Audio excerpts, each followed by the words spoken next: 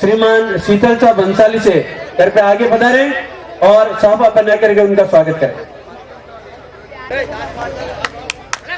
निश्चित रूप से इनकी चरणों में मेरा हम आज करें, उसके लिए मेरा पहला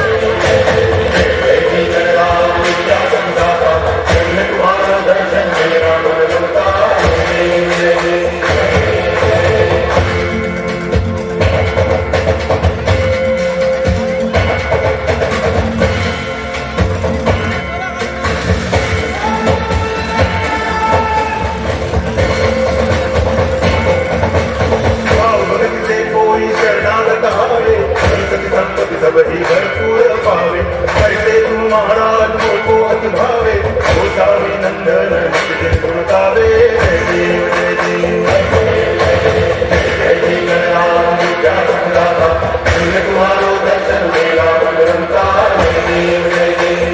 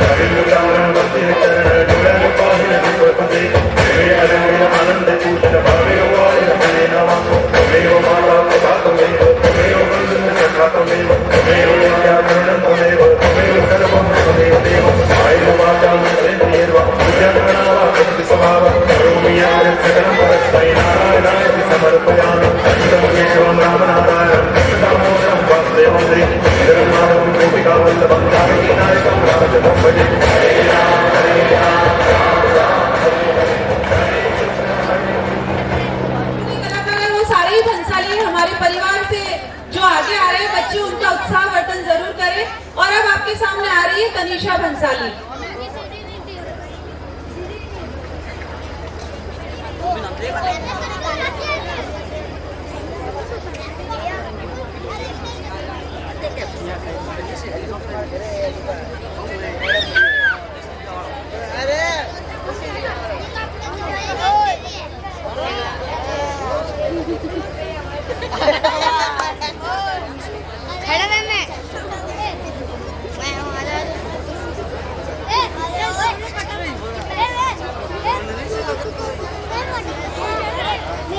बेटा कुर्सी मत ले जाओ पीछे।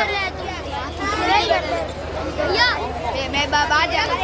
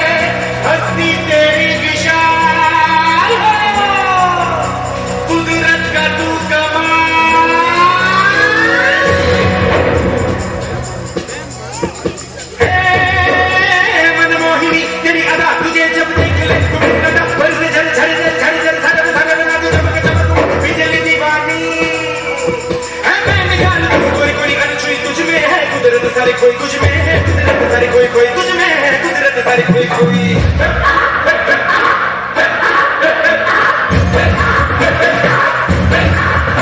मिट्टी की है मूरत तेरी, मासूमियत फितरत तेरी, बेसौरपन बेभोलापन, तू महकी महकी तू लहकी लहकी तू चली चली हर गली गली हवा के ढल सन सनन सनन तेरा अंग अंग में जैसे जल प्रगट, कोई लहर लहर चली लहर लहर पानी का वेग तेरे तन पर तन चल चल लहर अंगार जैसा तेरा रोम रोम है तेरा रहेगा अग्नि का ढेर तू अगन अगन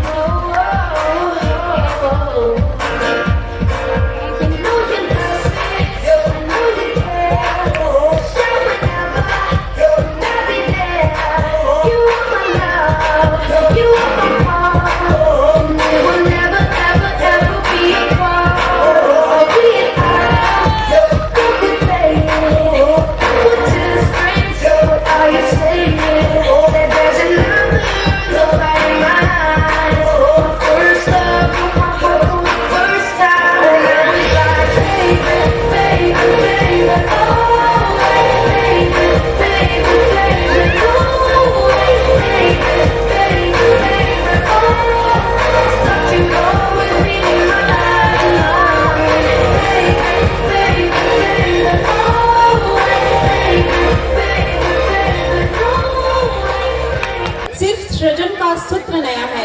ऐसा ही कुछ सृजन हमारे बाल कलाकारों के द्वारा हुआ और ऐसा ही कुछ और अधिक सृजन होने वाला है आज मंच पर, क्योंकि बहुत अच्छे कवियों को हम सुनेंगे और मैं उसके लिए माइक दूंगी विवेक साहब भंसाली को। यहाँ पर कार्यक्रम संपन्न किया जा रहा था। यह एक अपना खुद का मंच है जहाँ पर बाल कलाकारों के रूप में हमारे समाज के अपने ही बच्चे अपनी प्रस्तुति देते हैं ताकि उनकी प्रतिभा को और निखारा जा सके। इसीलिए सम्मेलन में सदैव इस प्रकार का कार्यक्रम आयोजित किया जाता है।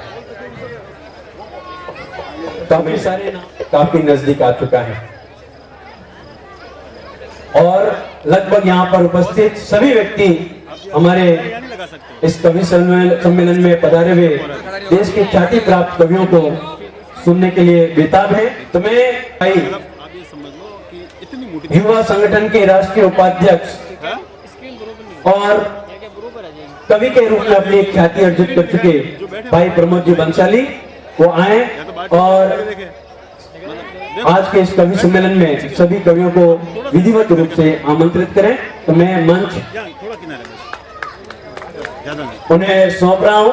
वे प्रायः धार्मिक कार्यक्रमों के अंदर आशु कवि के रूप में अपनी एक बहुत ही अनोखी और अद्वितीय भूमिका सदैव निभाते आए हैं और हम सभी उनकी प्रतिभा से परिचित हैं।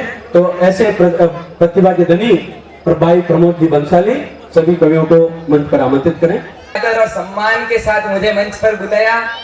मैं ईश्वर से प्रार्थना करूंगा कि आप भी उन्हें जल्दी बुलाएं। सर्वप्रथम मां भारती मां भगवती मां सरस्वती के चरणों में वंदना करता हूँ। अहिंसा के अवतार भगवान महावीर को वंदना करता हूँ।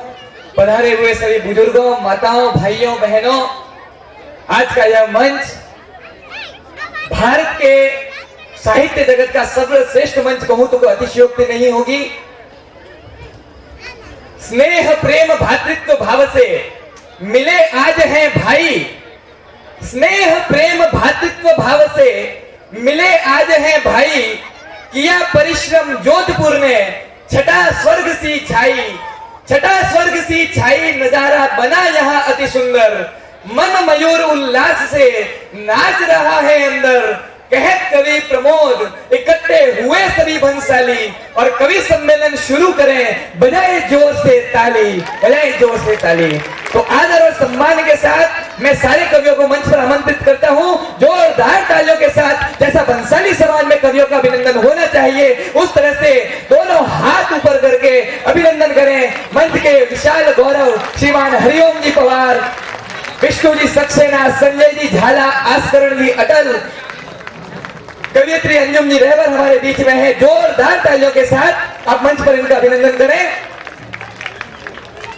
और ऐसे कवि जिनके परिचय के लिए शब्द हमेशा अधूरे रहते हैं,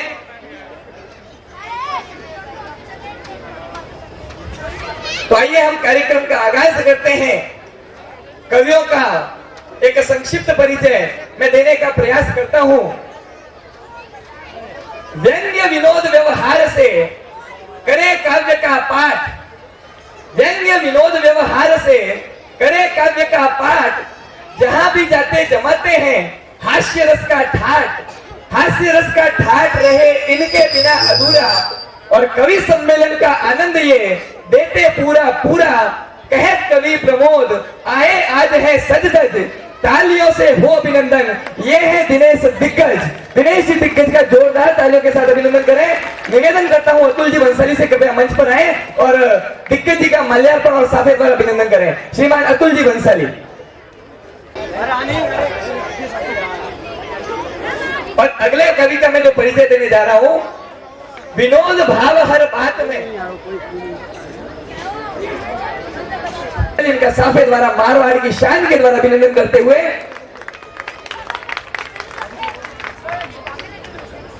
श्रीमान सुरेश जी बंसाली से निवेदन संजय जी झाला का अभिनंदन करें। अगले कवि का मैं परिचय देने जा रहा हूं, विनोद भावरे, ये आस्करण जी अटल। जोरदार तालियों के साथ आस्करण जी का अभिनंदन। मैं निवेदन करता हूं श्रीमान रायचंद जी बंसाली, समाज के वयोवृद्ध का संरक्षक कह दूं तो वो अतिशयोक्ति नहीं करते, मंच पर पधारे और आस्करण जी अटल का माल्यार्पण और साफे द्वारा अभिनंदन। और हाथरस से आए हैं श्री विष्णु जी सक्सेना, विष्णु जी सक्सेना का जोरदार तालियों के साथ अभिनंदन।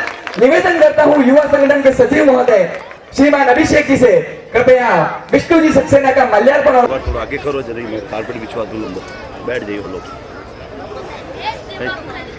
लाल ले लीजिए।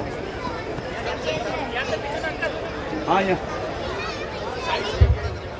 उर्दू हिंदी मंच पर, उर्दू हिंदी मंच की बढ़ाती है ये शोभा, और दर्द और श्रृंगार का संगम ऐसा कहीं ना होगा।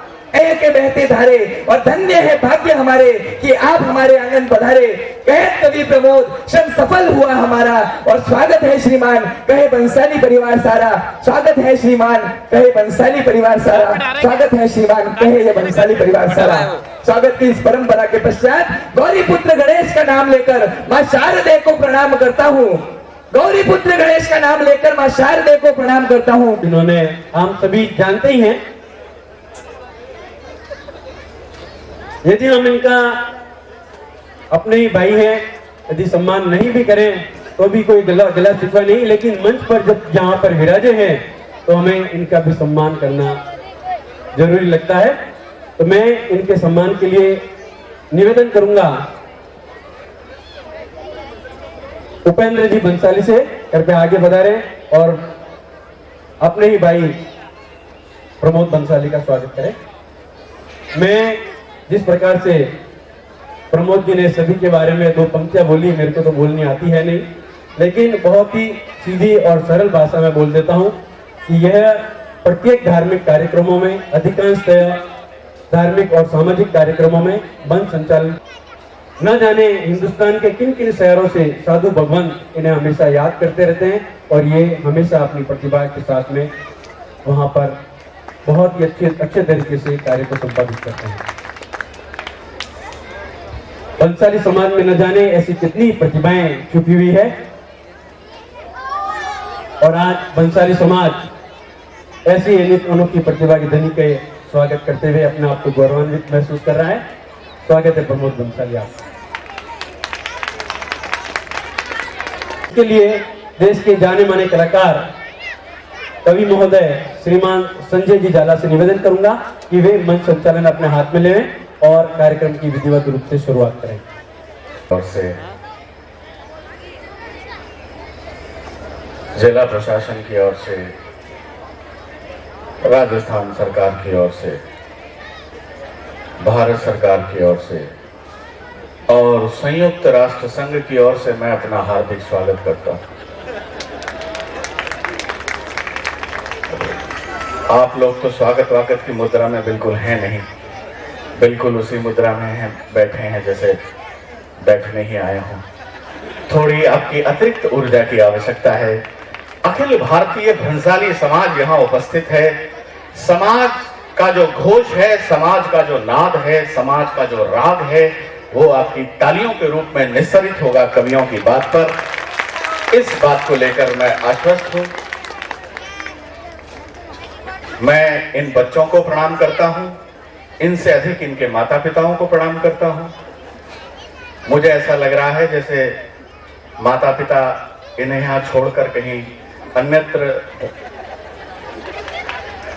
चले गए हैं, लेकिन मैं आपसे प्रार्थना करूंगा बच्चों, हमारा थोड़ा ख्याल रखना, कवियों का सम्मान रखना, मेरा नहीं तो कम से कम पवार जी का जरूर रखना।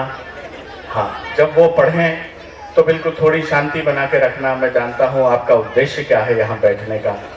अभी कुछ देर में वो आने वाले हैं और अचानक ये दो श्वेतात्मा अवतरित हो रही हैं।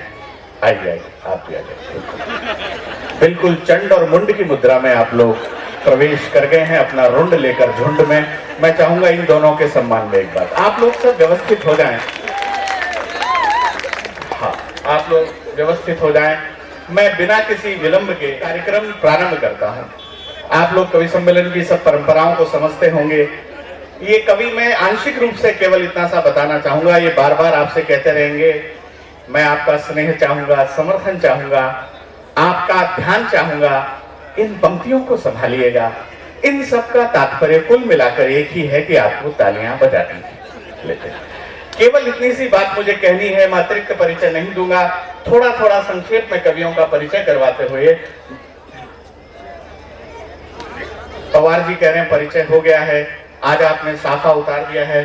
पवार जी को पहली बार मैंने साफा पहने हुए देखा है, मैं खुद बहुत भावुक हो गया मित्रों। हाँ, साफा इन्होंने पहन लिया था, अटल जी कह रहे हैं बस घोड़ी की कमी थी। साफे में आप बहुत सुंदर लगते हैं भाई साहब। अच्छा, मुझे तो साफा सुंदर नहीं लग सकता क्योंकि पहनते ही मुझे अपने ब्याह की याद आ गई, इसलिए मैं इसे उतार देता हूँ। हाँ, मुझे शादी का स्मरण हो आया है। पवार जी के बारे में केवल इतनी सी जानकारी है, वैश्विक जानकारी है, शाश्वत जानकारी है कि वो अविवाहित हैं और इसीलिए वो बहुत अच्छे कवि हैं। मैं चाहूंगा एक बार पवार जी के सम्मान में आप लोग बहुत जोरदार तालियां बजा दें और एक एक कवि का परिचय करवाता हूं। ये प्रमोद जो बिल्कुल काले वस्त्रों में काक भुसुंडी की मुद्रा में बैठा हुआ है, ऐसा लग रहा है जैसे ऋष्यमुख पर्वत पर जामवंत बैठा हुआ आते थे। बहुत अच्छा, इसका नाम प्रमोद है। प्रमोद इसलिए है कि अपनी कविता से आपको मोद प्रदान करता है, आपको आनंद प्रदान करता है। ये आपका समाज का लाडला है, अपने आंगन की तुलसी है। जोरदार तालियां प्रमोद को आशीर्वाद स्वरूप आप दें। मैंने इन्हें सुना है, बहुत अच्छा आपका व्यापार करते हैं, मेरी शुभकामनाएं हैं। पवार जी बिल्कुल मैं क्या करूं सजनी की मुद्रा में बैठे हुए हैं। मित्रों, पवार जी के बारे में कौन नहीं जानता। पवार जी के अनेक परिचय हैं, अनेक परिचय हैं पवार जी के मित्रों। सबसे पहला उनका जो परिचय है, इस पर मैं आपकी तालियां आमंत्रित करना चाहूंगा। उनका सबसे पहला परिचय है कि वो ओज के संविधान की सबसे निर्मल, शाश्वत और अनंत परिभाषा का नाम हरिओम पवार है। अगर आप मेरे मत से सहमत हो तो एक बार जोरदार हाथ उठाकर, हिंदुस्तान में जब कभी ओज का कॉन्स्टिट्यूशन लिखा जाएगा तो मैं समझता हूं उसकी भूमिका, उसकी प्रस्तावना श्रद्धेय पवार जी लिखेंगे, ऐसा मैं मानता हूं। उनसे मेरा बहुत दूसरा नाता भी है। रिश्ते में वो मुझे अपना दामाद मानते हैं और दामाद मित्रों 10वां ग्रह होता है जो कन्या राशि पर होकर पितृ पक्ष को वक्र दृष्टि से देखता रहता है। तालियां वालियां बजा सकते हैं आप, मैं बात कहीं से कह रहा हूं। ये बिल्कुल नई बात थी जो मैंने कही है। मैं उन्हें प्रणाम करता हूं, उनके साथ में अतिरिक्त छूट नहीं ले सकता। आप पवार जी के सम्मान में आपने तालियां बजाई हैं मित्रों। और उनकी बगल में जो बैठे हुए हैं, आप देखें आज वो कोट में काफी प्रभावी लग रहे हैं। और मैं आपको जानकारी देना चाहूंगा कि उन्होंने अपना ही कोट पहना हुआ है। हाँ, वो बहुत प्रभावी लग रहे हैं। वैसे कहते हैं रात्रि में राक्षस अक्सर प्रभावी हो जाया करते हैं। डॉक्टर विष्णु सक्सेना गीतों का राजकुमार उन्हें कहा जाता है। उनका नाम विष्णु है। अगर आप मेरी बात से सहमत हो तो मन से आपका स्नेह चाहूंगा। वो विष्णु हैं। जैसे ब्रह्मा सृजन करके भगवान विष्णु के हाथ में सौंप देता है सृष्टि को कि हे विष्णु आप इस सृष्टि का पालन पोषण कीजिए, ऐसे ही मुझे लगता है कि गीतकार ने गीत डॉक्टर विष्णु सक्सेना को पालन पोषण करने के लिए सौंपे। और आज हमारे गीत की जो धारा है, हमारे जो गीत की परंपरा है, वो भगवान विष्णु की तरह इस डॉक्टर विष्णु सक्सेना के हाथों में सुरक्षित है। मैं चाहूंगा एक बार जोरदार तालियां इनके गीतों के लिए। और इनकी बगल में ये जो बैठे हैं ये पुरुष नहीं हैं, ये महापुरुष भी नहीं है, ये देवता है। जोधपुर में काफी किस्म के देवता पाए जाते हैं। आप देखिए हम भारत में कभी हम वैष्णो देवी को याद करते हैं, कभी दुर्गा देवी को याद करते हैं, कभी किस देवी को याद करते हैं। जोधपुर केवल ऐसा शहर है जहां सुबह उठते ही आदमी भंवरी देवी को याद करता है। मैं आपको देवियों की बात बता, और मैं कहना चाहूंगा अटल जी जिस स्थान पर बैठे हुए उस स्थान को ध्यान से देखें। मैं कहना चाहूंगा बात आप तक पहुंचे तो एक श्रोता की तालियां चाहूंगा। ऐसे देवता कहां निवास करते हैं? यत्र नार्यस्तु पूज्यन्ते रमन्ते तत्र महिपाल मदिरणा। अटल जी ठीक स्थान पर बैठे हुए हैं। मैं चाहूंगा आज करण अटल, जो आपकी जोधपुर की छाती है, जोधपुर का गर्व है, जोधपुर का ध्वज है, मैं चाहूंगा आदरणीय अंजुम रहबर, हाँ इन्होंने कहा है कि मैं एक छड़ी रखूंगी अपने साथ। मैं जो ही बोलने लगा इन्होंने अपना मुंह इधर कर लिया है। मैं इतना खराब आदमी नहीं हूं। मैं अंजुम रहबर के बारे में केवल इतना कहना चाहूंगा मित्रों, आपने मखमल देखी होगी और मखमल पर अगर खस का इत्र डाल दिया जाए तो उसके स्वरूप का आप अनुमान लगा सकते हैं। अंजुम रहबर मखमल पे डाला गया उस खस के इत्र का नाम है। मैं चाहूंगा जोरदार तालियां उनके काव्य के लिए, उनके गीतों के लिए, जो आज हमारे बीच में अपनी। हाँ, मैंने ये आपने जो इधर देखा है इसका आपने बहुत सुंदर साड़ी पहन रखी है। मेरा तो खुद मन हो रहा है कि मैं ऐसी साड़ी पहनूं, लेकिन मैं कुछ तकनीकी कारणों से ऐसा नहीं कर सकता हूं। हाँ, ऐसा होता है। आमीन कहा, बहुत बहुत स्वागत। और ये दिनेश दिग्गज बैठा हुआ है, ये बिल्कुल मनुष्य किस्म का व्यक्ति है।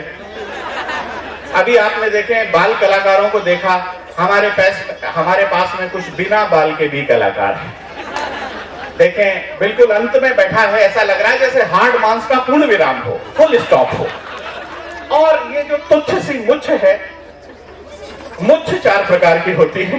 भाई साहब मुझे अचानक प्रसंग याद आया। मूछ है वो 4 प्रकार की होती है उपेंद्र भाई। एक जैसे आपकी मूछ, ऐसा लग रहा है जैसे नाक को अंडरलाइन कर रखा है, बिल्कुल संत नाक को रेखांकित किया हुआ है। एक पुच्छ सी मुछ होती है, पूंछ के समान बहुत भारी मूछ होती है, उसे पुच्छ मुछ कहा जाता है। एक गुच्छ मुछ होता है, मूछों का यहाँ मारवाड़ में बहुत पाया जाता है। एक गुच्छ मुछ होता है, एक समुच्च मुच्छ होता है, और एक होता है तुच्छ मुच्छ, बहुत सी संक्षिप्त सी मुच्छ। ऐसा लग रहा है जैसे नरेगा के किसी मजदूर ने मजदूरी लेकर रजिस्टर पर अंगूठा लगा दिया हो। दिनेश दिग्गज हमारे बीच में उपस्थित हैं। ये व्यंग के बहुत ही धारदार, बहुत ही असरदार कवि हैं।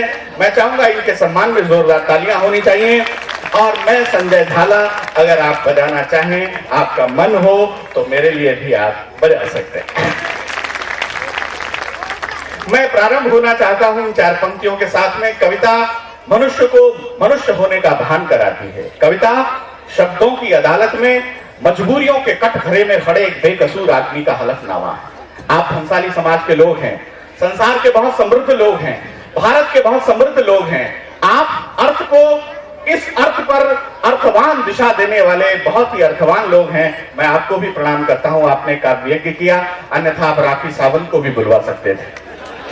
हाँ, आपके पास अनंत धन है, धन की कोई कमी नहीं है, लेकिन आपने संस्कारों को जिया है, ये काव्य यज्ञ आयोजित करवाया है, इसका आप आनंद लेंगे। मैं इन 4 पंक्तियों के साथ में मां शारदा के पावन स्तवन के लिए भगवान महावीर के मंच पर आमंत्रित करना चाहूंगा। मानस भवन में आर्य जन जिनकी उतारे आरती, मानस भवन में आर्य जन जिनकी उतारे आरती, भगवान भारत वर्ष में गूंजे हमारी भारती। हे भद्र भावोद्भामिनी, हे भारती, हे भवगते, सीतापते सीतापते, गीतामते गीतामते। मैं डॉक्टर विष्णु सक्सेना को मां शारदा के पावन स्तवन के लिए, उनके वंदन के लिए, आराधन के लिए आपकी जोरदार करतल ध्वनियों के बीच में आमंत्रित करना चाहूंगा। डॉक्टर विष्णु सक्सेना।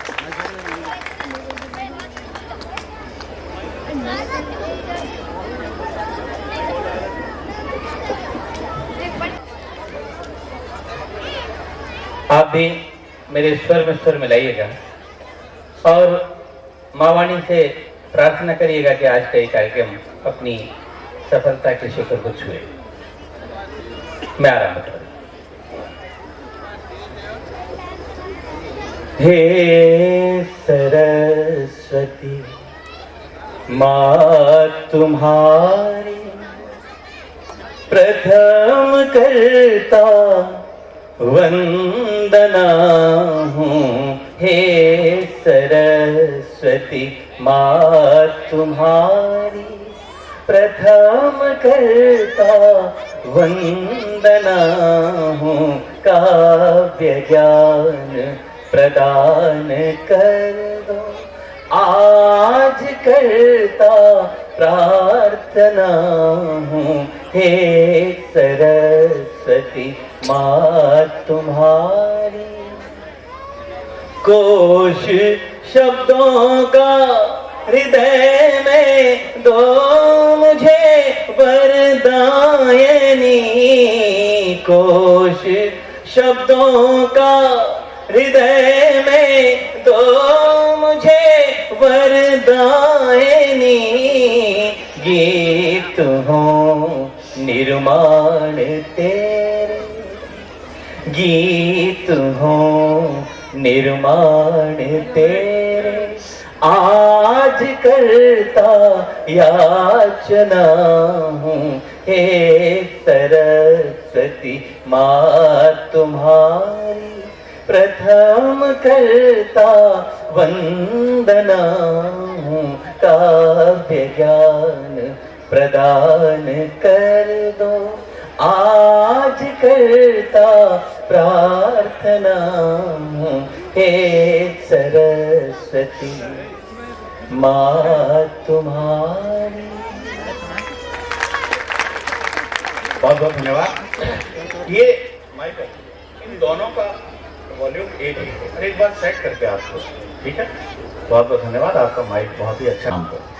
मैं प्रारंभ करता हूँ। ये लोकल कवि को साहित्य की दृष्टि से आंगन की तुलसी कहा जाता है। हमारे बीच में दो तुलसा जी के पत्र यहाँ उपस्थित हैं। ये आपके अपने बंधु हैं। ये अतीत है, ये भविष्य में हरिओम पवार बनेगा, डॉक्टर विष्णु सक्सेना बनेगा, आस्कर अटल बनेगा। आपकी अनंत शुभकामनाओं की इन्हें अपेक्षा है। मैं आपकी जोरदार तालियों के बीच में इन्हें अपने संक्षिप्त काव्य पाठ के लिए आमंत्रित करना चाहता हूँ। अतीत जैन मंच पर ओर ले जा रहा हूँ, या यूं कह दूं उस दिन को आपकी ओर खींच ला रहा हूँ। वो दिन जब किसी की सांसें थमी तो हमेशा के लिए थम गई। वो दिन जब किसी की आंखों से आंसू शुरू हुए तो फिर थम ना सके। वो दिन जब रात करीब 10 बजे हमारी आंखें टीवी के न्यूज चैनल पर भी देखकर नम हो गई। जी हाँ दोस्तों, बात कर रहा हूँ 26/11/2008। सरहद पार कुछ आतंकवादी हमारी देश की आर्थिक राजधानी मुंबई पर हमला बोल देते हैं। इस बीच कई बेकसूरों ने अपनी जान गंवा दी। जो खुद किसी काम के लिए आगे चलकर आए हम उसे उसकी आन बान शान कहते हैं। जो मौत के सामने आगे चलकर आए हम उसे देश के जवान कहते हैं। हम उन्हें देश के जवान कहते हैं। एक जलती हुई मोमबत्ती के धागे ने मोम से सवाल किया कि जल तो मैं रहा हूँ, पिघल तू क्यों रहा है? तब मोम ने जवाब दिया कि जिसे अपने अंदर रख लिया, जिसे अपने सीने में बसा लिया, जिसे हमेशा अंदर बसा कर रखा, उसे जलते हुए नहीं देख सकता। उसे जलते हुए नहीं देख सकता। यही भावना थी उन सैनिकों की कि जिस देश की मिट्टी पर हमने जन्म लिया, जिस देश के तिरंगे को हमेशा ऊपर उठा कर रखा, उसे डलते हुए नहीं देख सकता, उसे जलते हुए नहीं देख सकता। बस इसी को देखते हुए हमारे जोधपुर के कवि, जो आज थोड़ा लेट हो गए हैं, शायद आएंगे, पता नहीं, आएंगे। जोधपुर के कवि श्रीमान शैलेश जी लोढ़ा की बात को मैं भी अपना मत देता हूँ कि टूटने और बिखरने का चलन मांग लिया, हमने हालात से शीशे का बदन मांग लिया। हम भी खड़े थे तकदीर के दरवाजे पर, लोग दौलत पर गिरे, हमने वतन मांग। क्या बात, बहुत अच्छा बता। दोस्तों, मैंने बात कर ली देश की, अब बात करता हूँ ज्ञान की, विज्ञान की। विज्ञान को जब बांट दिया जाता है तो वो ज्ञान कहलाता है, और जब ज्ञान का संयुक्तिकरण हो तो वो विज्ञान कहलाता है। वाह। पानी से बिजली बना दी, उस विज्ञान पे मुझे नाज है। हवा से बिजली बना दी, उस विज्ञान पे मुझे नाज है। तारों से जुड़े कई यंत्र बना दिए, उस विज्ञान पे मुझे नाज है। फिर उन यंत्रों को वायरलेस बना दिया, उस विज्ञान पे मुझे नाज है। करोड़ों पन्नों के भार को एक कंप्यूटर में तब्दील कर डाला, उस विज्ञान पे मुझे नाज है। फिर उस कंप्यूटर को लेजर में बदल डाला, उस विज्ञान पे मुझे नाज है। रफ्तार की दुनिया जैसे कार के इंजन बना दिए, उस विज्ञान पे मुझे नाज है। धरती से लोगों को अंतरिक्षी शहर करा दी, उस विज्ञान पे मुझे नाज है। कचरों के टुकड़ों से पेट्रोल बना दिया, उस विज्ञान पे मुझे नाज है। सिर्फ एक छोटे से ऑपरेशन से पेट्रोल महंगा करने वाली सरकार पे भी नाज होना चाहिए, उस पे भी नाज है। सिर्फ एक छोटे से ऑपरेशन से जिंदगी लोगों को, मौत से जूझती जिंदगी लोगों को वापस लौटा दी। उस ऑपरेशन पर भी, उस विज्ञान पर भी मुझे नाज है। लेकिन दोस्तों, जहाँ बालिकाओं को गर्भ में मार दिया जाता है, उनकी भ्रूण हत्या कर दी जाती है, उस विज्ञान से मुझे एतराज है। बहुत बहुत धन्यवाद। याद रखी और बहुत कम समय में अनुभवजन्य बातें तुमने लोगों के सामने रखी। मैं तुम्हें बहुत साधुवाद देता हूँ, बहुत बहुत धन्यवाद। एक बार जोरदार तालियां के लिए। और मैं अब प्रमोद को आमंत्रित करना चाहूंगा। प्रमोद भंसाली के जोरदार तालियां। धन्यवाद। मंच को प्रणाम करता हूँ, आप सभी को पुनः प्रणाम करता हूँ। जिस मंच पर काव्य जगत के सिरमौर हरिओम जी पवार विराजे हो, उस मंच पर बोलना तो निश्चित रूप से साहस का काम होता है। तो इतना साहस मैं जुटा रहा हूँ, तो एक बार आप भी साहस करके मेरे लिए भी तालियां बजा सकते हैं। ये बच्चों से मैं निवेदन करूंगा, ऐसा लग रहा है मेरी जन्म कुंडली के नवम स्थान पर बैठे लगा हूँ। एक ऐसा थोड़ा सा इनसे निवेदन करूंगा, इनके माता पिता थोड़ा सा इन्हें रोक ले, थोड़ा कवि को थोड़ा डिस्टर्बेंस होता है। एक ऐसा व्यक्तित्व मंच पर बैठा है, जब पाली के कवि सम्मेलन में जब मैं 10वीं कक्षा में पढ़ता था, इनका काव्य पाठ सुनकर के मैंने सहज भाव से पूछा कि हरिओम जी, आप स्वर और आवाज को एक साथ इतना ऊपर ले जाते हो कैसे? तब उन्होंने सिर्फ एक लाइन में उत्तर दिया, बेटा इसके लिए जिंदगी भर कुंवारा रहना पड़ता है। क्या बात। और मैं उस टाइम बच्चा था, उस बात को समझ नहीं पाया। जब आज इस बात को समझता हूँ, तब महसूस करता हूँ कि काव्य जगत को इन्होंने जो बलिदान दिया है वह निश्चित रूप से अनुपमेय है। एक बार जोरदार तालियां हरिओम दा के लिए। मंच पर विष्णु जी सक्सेना, अंजुम जी रहबर, जिनके गीत। ये तो कुंवारा रहेगा ही रहेगा भाई साहब, और मुझे विश्वास है कि इसके पिताजी भी कुंवारे ही होंगे। सब परिवार आया हो और सबका परिचय है। तो कुंवारा रहना एक बहुत बड़ी कला है बेटा, देश में कोई नहीं रह सकता। एक बार देश के एक नेता को पूछा गया, तो आप कुंवारे हैं कि अविवाहित हैं? और निश्चित रूप से जवाब मिला कि अविवाहित हूं। दोनों में बहुत फर्क है। और मंच पर विष्णु जी सक्सेना, अंजुम जी रहबर विराजी हैं, जिनके युवा पीढ़ी गीत गुनगुनाती है। आज उस मंच को प्रणाम करते हुए अपना काव्य पाठ शुरू करता हूँ। बंधुओं, एक बार क्या हुआ, एक जहाज जा रहा था। जहाज में बहुत सारे लोग थे, हिंदू, मुस्लिम, सिख, ईसाई। दुर्भाग्य था, जहाज डूबने लगा। तब सबने अपने अपने भगवान को याद किया, अपने अपने देवता को याद किया। एक सिख महाशय बैठे थे, अपने गुरु गोविंद सिंह, और बाबा को, अपने गुरुदेव को याद करना शुरू किया, गुरु गोविंद सिंह जी को याद किया। एक मुसलमान समाज के भाई बैठे थे, उन्होंने कुरान की आयतें पढ़ना शुरू कर दिया।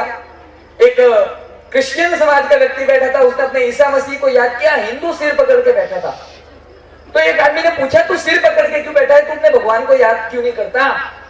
तो उसने सोचा किसको याद करूं, जिसको नहीं बुलाऊं वो डुबाने के लिए आ जाएगा, इतने सारे हैं किस किस को याद करूं। तब एक जने ने उसको बहुत अच्छा सजेशन दिया, देख तेरे यहाँ पर भगवान श्री गणेश हैं, प्रथम पूज्य हैं, तो उनको याद कर कोई नाराज नहीं होगा। उसने ऐसा ही किया, ओम गण गणपते नमो नमः पढ़ना शुरू किया। गणेश जी आ गए जहाज पर और जोर जोर से नृत्य करना शुरू कर दिया। जहाज डूब रहा है और गणेश जी नृत्य कर रहे हैं। तब उस आदमी ने पूछा, भगवान मैंने आपको यहाँ बचाने के लिए बुलाया है और आप यहाँ पर डांस करके हमको ही डुबाने आए हो। तब गणेश जी का उत्तर अगर अच्छा लगे तो एक बार जोरदार तालियां बजाना। गणेश जी ने बोला कि गणेश चतुर्थी पर जब तुम मुझे डुबाते हो तो तुम कैसे नाचते हो, आज तू डूब रहा है, आज मैं नाच रहा हूं। वह सिचुएशन हमारे साथ नहीं हो तो मंच पर मैं सभी को बुलाना चाहूंगा कि कोई भी हो अवतार, इस बार सभी यह कवि सम्मेलन सुनने आए। कोई भी हो अवतार, इस वंशाली सम्मेलन में सभी यह कवि सम्मेलन सुनने आए। और मक्का से चले मुहम्मद, उठा सलीब मरियम सुत यीशु भी आए कि देखो गौतम बुद्ध ने आंखें खोली, महावीर ने तेवर बदले, ले कृपाण करने गुरु गोविंद सिंह निकले, सोमनाथ का शंकर जागा, है बांसुरी उठा सुदर्शन कहना भागा, तिरुपति के बालाजी ने लिए लड़ाई, कलकत्ते वाली काली भी अकुलाई, शेषनाग फुंकार उठा, लक्ष्मण का अवतार उठा। जब बजरंग बली भी जय श्री राम की रटन लगाए तो खड़क और खप्पर लेकर में रक्तपान को चली भवानी, ओम नमः गणपते नमो नमः बोल रही कविता कल्याणी। और इस कवि सम्मेलन में आगाज करती कवि प्रमोद की निर्भय वाणी, इस कवि सम्मेलन में आगाज करती कवि प्रमोद की निर्भय वाणी। संजय जिसका ध्यान चाहूंगा, मोबाइल आप कृपया नीचे रख दें। और इस आगाज के बाद गला वैसे भी बैठ चुका है, भगवान महावीर का एक छंद करके। बेटा इतना ऊंचा बोलेगा तो तू भी बैठ जाएगा, ये पवार जी को छोड़ दे, जिन्होंने बयान नहीं किया वही कर सकते हैं। अनुसरण का प्रयास करें, कोशिश करेंगे एक दिन पहुंचे। और एक छंद भगवान महावीर का सुना करके वाणी को विराम देना चाहूंगा। गला बैठ चुका है। अजर अमर अविनाशी अंतर्यामी स्वामी, काव्य के सिरमौर यहाँ पर विराजे हैं, अनुप्रास पर ध्यान दीजिएगा। अजर अमर अविनाशी अंतर्यामी स्वामी, मोक्षगामी तुम सागर से गंभीर हो, और राग द्वेष के विजेता, सिद्धि सदन के नेता, जैन गम के प्रणेता तुम महाधीर हो। आदि व्याधि कष्ट माया मिटे सारी, प्रेत छाया पावन पवित्र जैसे गंगा का नीर हो, और त्याग तप रूप विश्व वंदे वर्धमान, मेरी आस्था के धाम तुम प्रभु महावीर हो, आस्था के धाम तुम प्रभु महावीर हो। त्रिशिला के लाल तूने तोड़े कर मौके जाल,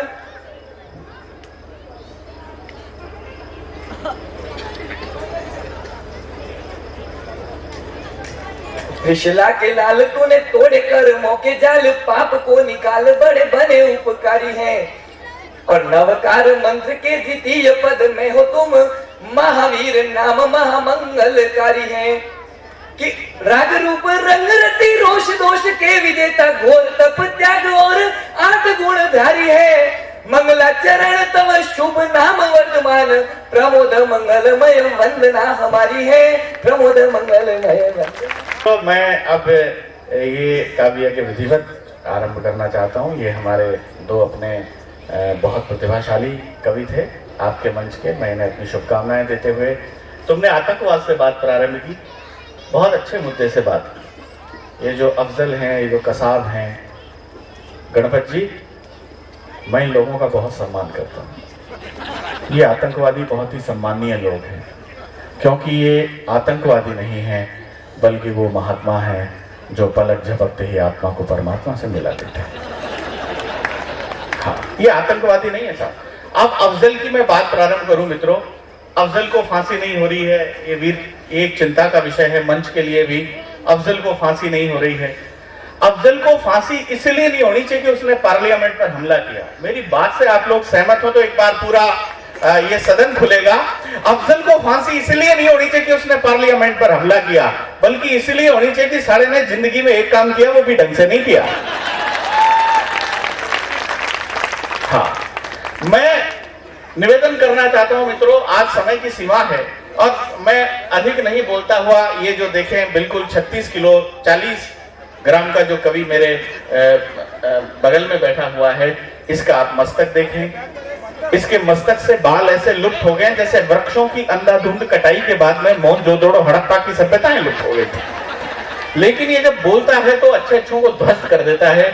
इसकी ऊर्जा से आप परिचित होंगे, अवगत होंगे और आप बरसों याद रखेंगे कि ऐसा एक संक्षिप्त और तुच्छ कवि कितनी उच्च बातें करता है। जोरदार तालियों के साथ में बहुत ही धारदार व्यक्तित्व वाला कवि उज्जैन से हमारे बीच में है भाई दिनेश दिग्गज।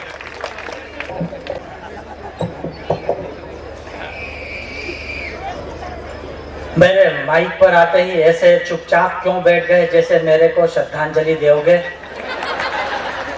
कोई ऐसा लोड मत लेना। 15 मिनट तक इस माइक पर जीवित रहूंगा, इसलिए आप सब भी अपने जीवन और जागरूक होने का प्रमाण देते रहना। मैं कोई बहुत बड़ी बड़ी बातें नहीं करूंगा। ये देश के बहुत बड़े बड़े कवि हैं, इन्होंने बहुत बड़ी बड़ी बातें की।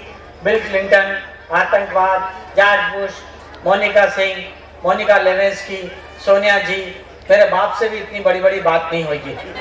मैं तो ढंग से मेरे घर में मेरी लुगाई से बात कर लूं, वही बहुत बड़ी बात है। ही की बात नहीं, स्थिति आपकी भी वही है। फर्क इतना है कि मैं छाती ठोक के बोल रहा हूँ, आप लोग नहीं बोल सकते। और मुझसे आप उम्मीद भी मत करना कि मैं प्रमोद की तरह बहुत जोर जोर से चिल्ला चिल्ला के कविता पढ़ूंगा, क्योंकि आप सब इंटेलिजेंट लोग हो। बात अच्छी लगे तो ताली बजा देना। पतले वायर में से ज्यादा वोल्ट का करंट पास कर दो तो फाल्ट होने के खतरे रहते हैं, इसलिए मुझसे उम्मीद मत करना। मैं तो बहुत छोटी छोटी बात करूंगा। ये जोधपुर में आया हूँ, बहुत अच्छा लगा। मैं भी भंसाली समाज में ही पैदा होने का मन कर रहा था। यही की बात नहीं, सही बात है, लेकिन श्रीवास्तव समाज में पैदा हो गया। अब मैं कुछ नहीं कर सकता इसमें। ये जोधपुर आया हूँ, जोधपुर मुझे बहुत अच्छा लगता है। जोधपुर की मिट्टी को उपेंद्र जी मैं चंदन समझकर माथे से लगाता हूँ। मिट्टी नहीं मिलती है तो खड्डा खोद के मिट्टी निकालता हूँ, लेकिन लगाता हूँ।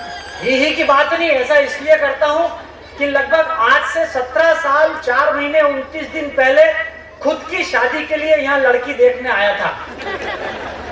लड़की तो पसंद आनी थी क्योंकि मेरी एक्सपायरी डेट नजदीक थी। मैंने कहा देवी, देवी तो क्या वो श्री देवी थी। मैंने कहा देवी तू मुझे पसंद तो आ गई, पर ये बता दे तेरे पिताजी की हैसियत कार देने की है क्या? लड़की जोधपुर की थी, छूटते ही बोली हैसियत तो हवाई जहाज देने की है, तेरे में दम हो तो हवाई अड्डा बना के दिखा दे। तब से जोधपुर को बहुत प्रणाम करता हूँ। मेरे बहुत आदरणीय आशीर्वाद दाता गणपत बंसाली साहब बैठे हैं, जिन्हें अभी बाण सम्मान मिला है लखनऊ में। मैं उनकी उपस्थिति को रेखांकित करता हूँ, उन्हें बहुत सारी बधाई देता हूँ। आप मेरे को भी बधाई दे दो, ताली बजाओ।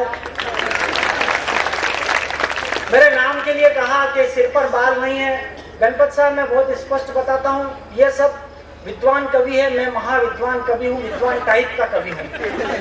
यही की बात नहीं, मैंने दुनिया के सारे धर्म ग्रंथों का अध्ययन कर लिया उपेंद्र जी, और अध्ययन करने के बाद यह निष्कर्ष निकाला कि पुरुष के सिर पर हाथ फेरने का अधिकार केवल 2 को ही होता है, या तो माँ हाथ फेर सकती है या पत्नी हाथ फेर सकती है। बस फर्क इतना है कि जब माँ हाथ फेरती है तो बाल बढ़ने लगते हैं, और जब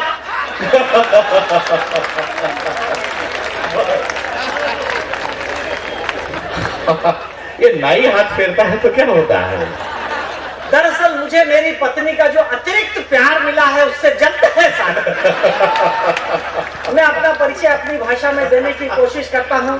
श्रद्धेय शैलेश जी जो इस देश के भी गौरव हैं, इस माटी के गौरव हैं, हमारे बीच आ चुके हैं। मैं चाहूंगा कि पूरा सदन जोरदार तालियां बजाकर श्रद्धेय शैलेश लोढ़ा साहब का। मैं कितना बड़ा कवि हूँ देखो आप, मैंने कविता पढ़ी तो तारक सर का आगमन हो गया। हाँ, आप मेरे सम्मान में भी तो ताली बजा यार।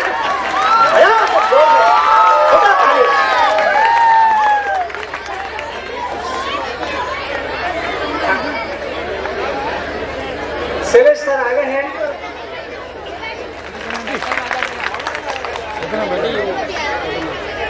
आइए। अच्छा आप बैठ जाओ सब लोग, सर आगे बैठो, बैठो, चलो बैठो, आप भी बैठो, सब बैठो। ये जीसीस की पांडुलिपि सब अपने पास रखे, रखो सब, चलो सब जमा करो, सेट करो, अभी सेट कर दो, सब हो जाए, खड़ो। कोई नहीं है बच्चे, नहीं लेकिन जो हाँ, हाँ, मेरे ये बोला भाई साहब ने, मैं अपना परिचय क्या बोला था?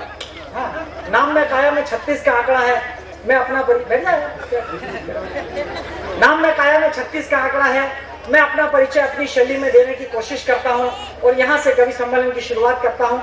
ये मेरे बाप बैठ जाए ना 2 मिनट, पिताजी माताजी ये इसको बिठा लो, माताजी को बेटा, बस बस बस, अरे 5 मिनट दे दो मेरे को, मेरे बीवी बच्चे बहुत दुआएं देंगे आपको, भगवान की कसम। 5 मिनट बस, 5 मिनट। मैं अपना परिचय अपनी शैली में देता हूँ। संजय सर ने कहा कि नाम में काया में 36 का आंकड़ा है। अगर परिचय अच्छा लगे तो अगली पंक्ति से अंतिम पंक्ति तक जितने भी सुधी श्रोता भंसाली समाज के बैठे हैं बधाई देना। पीछे जो उत्तरांचल फंसा हुआ है वो भी बधाई दे, उधर वो जो झारखंड मुक्ति मोर्चा बैठा है वो भी बधाई देना। आप लोग भी सर ताली वाली टाइप का बजाना थोड़ा सा। अभी रुको रुको रुको, अभी रुको, सुनो, एडवांस पेमेंट मत करो, सुनो सुनो। कि जिस देश में, मैं इतना धीरे ही बोलूंगा, जिस देश में एक डायबिटीज का मरीज नेता भी 50 करोड़ की शक्कर अकेला खा जाता हो, जिस देश के कई मास्टरों को दस्तखत करना भी नहीं आता हो, जिस देश में 80 बरस के बूढ़ों की तबीयत भी वैलेंटाइन डे पर मचलती हो, जिस देश की संसद भी अलग अलग दलों के दम पे चलती हो, और जिस देश में एक सुरेश कलमाड़ी जब अकेला 75,000 करोड़ का घोटाला कर सकता है, तो क्या उस देश में 42 किलो 300 ग्राम का सिंगल कवि देश का दिग्गज कवि नहीं हो सकता? क्या बात है दिनेश, आप सबने मेरी बात का समर्थन कर दिया, इसलिए आपको प्रणाम करता हूँ, मंच को प्रणाम करता हूँ, माँ भारती को प्रणाम करता हूँ और स्वर्गीय दिव्या भारती को भी प्रणाम करता हूँ। और अंत में परम श्रद्धेय, परम पूजनी, प्रातः स्मरणीय, परम वंदनी मेरी खुद की पत्नी को भी प्रणाम करता हूँ। ही की बात नहीं है, आपको एक फार्मूला दे के जाना चाहता हूँ। जितने भी सुधी श्रोता आज भंसाली समाज के इस अधिवेशन में आए हैं, मेरे इस फार्मूले को याद रखना, और फार्मूला अच्छा लगे तो ताली तबेत से कूदना।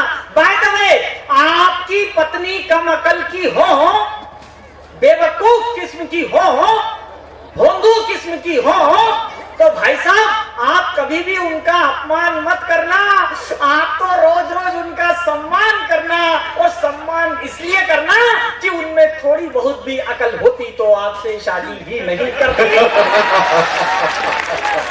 मैं मेरी पत्नी का इसलिए भी सम्मान करता हूँ सर कि पिछले दिनों कलकत्ता कवि सम्मेलन से लौट कर आया, पिछले दिनों कलकत्ता कवि सम्मेलन से लौट कर आया, रात को 9 बजे श्रीमती जी ने डाइनिंग टेबल पर खाना लगाया, मैं अपने मित्र से मोबाइल पर बात कर रहा था, इधर श्रीमती जी की कोहनी का टल्ला मेरे सर पर चल रहा था, मुझसे कहने लगी दाल कैसी बनी, चावल कैसे बने, मैं बोला क्या खाक बने, बार बार कंकर आते हैं, बीन नहीं सकती थी क्या, भगवान ने 2 बड़ी बड़ी आंख दी है, कहने लगी चीखो मत, इस बात पर कुछ कहूंगी तो तर्क बढ़ेगा, अरे देने के नाम पे भगवान ने तुझे भी 32 दांत दिए, 2-4 चवाले, कौन सा फर्क पड़ेगा। How to extract the work by the given resources, ये इंग्लिश का सेंटेंस इसलिए बोला ताकि आपको लगे कि इंटेलिजेंट टाइप का कवि भी फंसा हुआ है। पति पत्नी संवाद में हास्य में कहां से निकल के आता समझ में नहीं आता। पिछले दिनों जोधपुर में साड़ी मार्केट में, वो ज्वेलरी मार्केट में, मैं पत्नी का हाथ पकड़ के ऐसे ऐसे घूम रहा, ऐसे ऐसे जिल्ले इलाही की मुद्रा में, सामने से गणपत साहब चले आ रहे हैं, भंसाली साहब मेरे को देख के बोले दिग्गज जी शादी को, बड़ी बात है भाभी, मजा आ जाएगा, ताली बजा देना।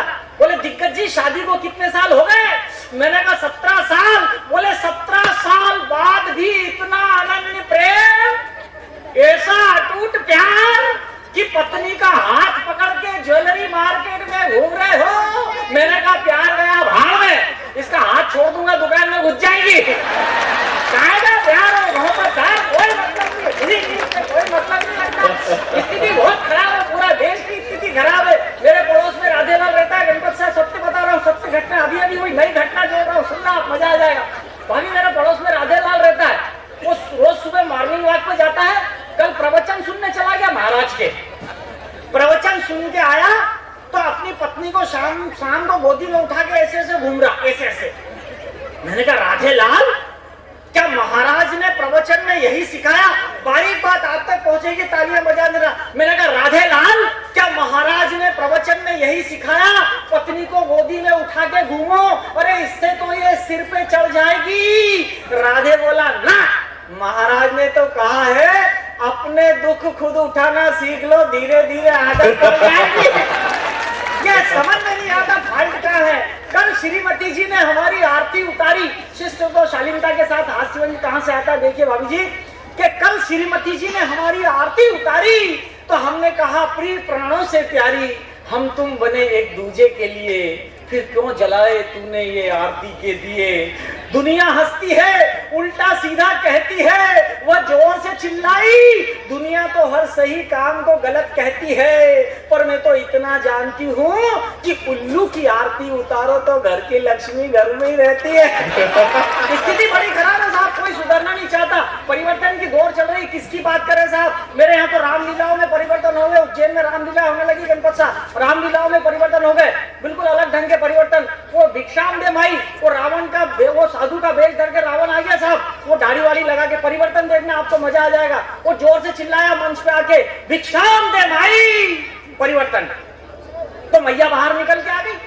रावण ने कहा लक्ष्मण रेखा पार करके आ जा माई, भैया लक्ष्मण रेखा पार करके आ गई। तो रावण ने मैया को उठाया, पुष्पक में रखा, ले जाने लगा, जोर से चिल्लाया मैंने तेरा हरण कर लिया माई। माई बोली मैं काहे की माई, मैं तो काम वाली भाई। तो मैया तो अंदर ही रह गई। उन्होंने कहा था आटा वाटा दिया तो मैं देने आ गई। कोई नहीं सुधरता साहब, सत्य बता रहा हूँ। एक बहुत छोटी छोटी घटनाओं से आपको जोड़ता हूँ, आपका मन बनाता हूँ कविता के लिए साहब। एक छोटी सी कविता पढ़ने का मन करता हूँ। मेरे यहाँ तो बड़ी स्थिति खराब है, मैं उज्जैन से आया हूँ, हर 12 साल में वहाँ सिंहस्थ लगता है। वहाँ बिल्कुल शिप्रा नदी के किनारे एक नागा बाबा खड़े हुए, सब लोग पीछे पड़ गए। नागा बाबा चमक, परिवर्तन साहब, समाज में इतना परिवर्तन आ गया। किस परिवर्तन की बात कर रहे, अभी संजय भैया परिवर्तन की बात कर रहे थे। नागा बाबा खड़े हुए घाट पे, लोग उनके पीछे पड़ गए, बाबूजी नागा बाबा चमत्कार कर दो, नागा बाबा धन दे दो, नागा बाबा दौलत दे दो। नागा बाबा पलटे बोले चुप, मैं कोई नागा बाबा भागा बाबा नहीं, मैं तो नदी में नहाने आया था, कोई कपड़े लेके भाग गया। किसको सुधारने की कोशिश करोगे आप? कोई नहीं सुधरना चाहता साहब। सत्य घटना बताना चाहता हूँ, सत्य घटना पे आधारित एक कविता पढ़ता हूँ साहब, कि एक मच्छर ने मल्लिका शेरावत को काटा तो मैंने स्वास्थ्य अधिकारी को डांटा। मैंने कहा शर्म नहीं आ रही है, मल्लिका जी बुखार में कपकपा रही है, उन पर भी मलेरिया का प्रकोप है। और अगली पंक्ति व्यंग के जितने विद्यार्थी बैठे समझ सके तो समझना। मैंने कहा शर्म नहीं आ रही है, मल्लिका जी बुखार में कपकपा रही है, उन पर भी मलेरिया का प्रकोप है। स्वास्थ्य अधिकारी बोला सर हम भी क्या करें, वहाँ मच्छरों को काटने के लिए ज्यादा स्कोप है। सर हम भी क्या करें, वहाँ मच्छरों को काटने के लिए ज्यादा स्कोप है। मैंने कहा पूरी की पूरी राहत राशि डकार जाते हो, मच्छर मार दवाइयाँ क्यों नहीं डालते हो। तो स्वास्थ्य अधिकारी बोला दिग्गज जी आपको क्या बताए सच्चाई, हमने तो हमारी जिम्मेदारी बहुत अच्छे से निभाई। पर मल्लिका जी को देखकर एक मच्छर दूसरे मच्छर से कहता है लगे रहो मुन्ना भाई। ये स्थितियां हो रही है साहब। अभी बच्चों को सेट कर रहे थे भाई साहब, सब चुप कर रहे थे, सब बच्चे चुप हो जाओ, कोई चुप नहीं होना चाहता साहब। बच्चे कोई चुप हो रहा है, किसी के बाप से चुप नहीं हुआ ये। मैं हकीकत, आपने ब्लैक बोर्ड पे कितना अच्छा शब्द लिखा, अखिल भारतीय बंगाली समाज जोधपुर।